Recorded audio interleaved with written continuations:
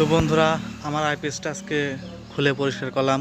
তা আপনারাও দেখেন আইপিএসের ভিতর কী কী পাসপত্র থাকে, সেগুলো আজকে আমি আপনাদেরকে দেখাবো। তো দেখেন, এই যে এটা পাওয়ার কেবল, এটা আইপিএসের ঢাকনা, এটা ব্যাটারির সঙ্গে কানেক্ট করে দুইটা কেবল, আউটপুট এবং ইনপুট।